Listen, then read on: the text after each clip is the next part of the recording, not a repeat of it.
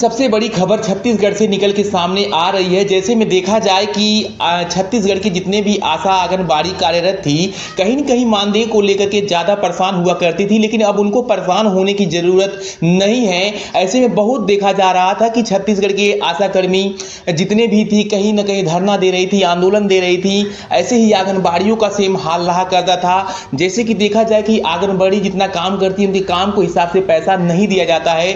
और इसी तरह से आंगनबाड़ी को के साथ में भी हुआ करता था कि जितना काम करती है आंगनबाड़ी, उनको भी उनके काम के हिसाब से सैलरी नहीं दिया जाता था।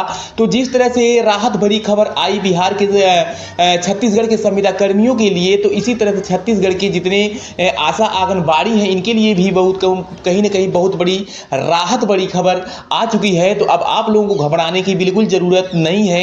जितने भी छत्तीसगढ़ के आशा और आंगनबाड़ी हैं, आप लोगों को घबराने की बिल्कुल ज़रूरत नहीं है, क्योंकि अब आप लोगों को साथ मिल चुका है माननीय मुख्यमंत्री विष्णु शाह जी का, जिससे अब आप लोगों को घबराने की बिल्कुल ज़रूरत नहीं है। जैसे में देखा जाए कि 4 से 5 हज़ार सैलरी मिलता था आंगनबाड़ी को, वहीं पे अब उनको 20 हज़ार दिया जाएगा। अलॉटमेंट किया गया है, घोषणा किया गया है छत्तीसगढ़ के मुख्यमंत्री विष्णु शाह जी द्वारा। ऐसे में देखा जाए कि छत्तीसगढ़ के जितने भी आशा बहुएं थी, इनको भी मानदेय के रूप में 2,2500 दिया जा रहा था, लेकिन वो दिन रात हमेशा काम करती थी जितने भी आशा बहुएं थी, लेकिन आशा बहुओं को उनके काम के हिसाब से पैसा बिल्कुल नहीं दिया जा रहा था, जिससे कहीं न कहीं ज़्यादा चिंतित रहा करती थी आशा कार्यकर्त्री।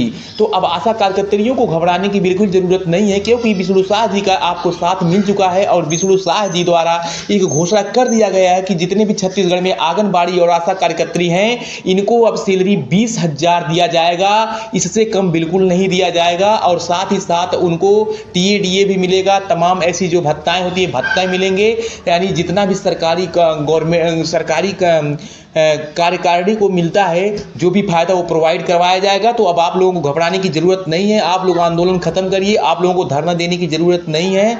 अब आप लोग अपने काम को निरंतर करते रहिए।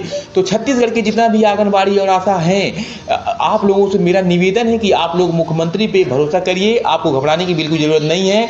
आप लोगों को वीडियो देखने के लिए तहे दिल से धन्यवाद। जय हिंद, जय भारत।